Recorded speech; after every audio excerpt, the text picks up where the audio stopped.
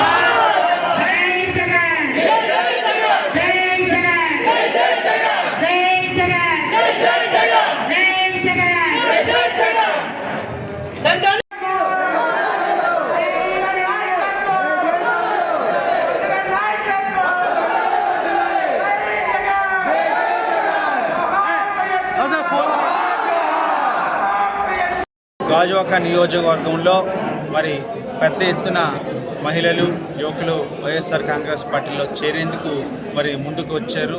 మరి ముఖ్యంగా 67వ వార్డులో మన 67వ వార్డు జోకవాణిపాలెంకి చెందిన చట్టి మురళి గారి ఆధ్వర్యంలో మరి 67వ వార్డు నుంచి మహిళలు మరియు యువకులు కూడా పెద్ద ఎత్తున ఈరోజు సుమారు కొంతమంది వైఎస్ఆర్ కాంగ్రెస్ పార్టీలో చేరడం జరిగింది.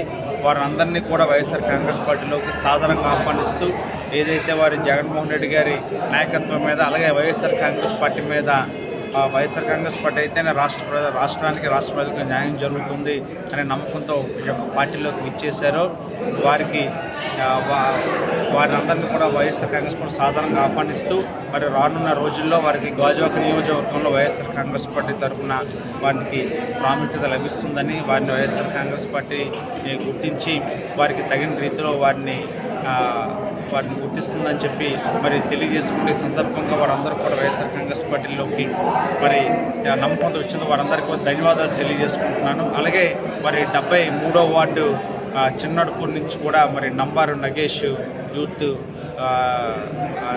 నాయకుడైన నంబర్ నగేష్ ఆధ్వర్యంలో మరి పెద్ద ఎత్తున యువకులందరూ కూడా వచ్చి ఈరోజు వైఎస్ఆర్ కాంగ్రెస్ పార్టీలోకి రావడం జరిగింది.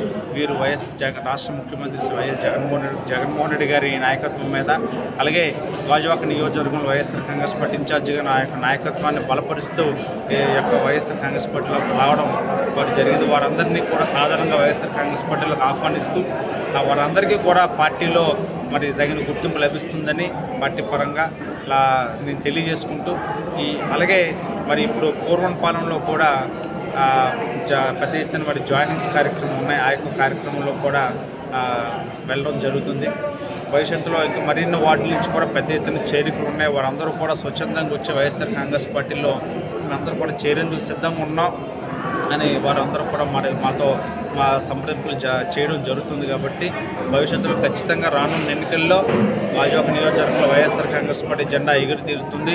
అలాగే రాష్ట్ర ముఖ్యమంత్రిగా మళ్ళీ జగన్మోహన్ రెడ్డి రాష్ట్ర ప్రమాణ స్వీకారం చేస్తారని తెలియజేసుకుంటూ ఈ సందర్భంగా ఇక్కడికి వచ్చేసిన ప్రతి ఒక్క వైఎస్ఆర్సీపీ కుటుంబ సభ్యులకు, అలాగే మీడియా మిత్రులకు నాకు హృదయపూర్వక ధన్యవాదాలు తెలియజేసుకుంటూ సెలవు తీసుకున్నాను. Thank you.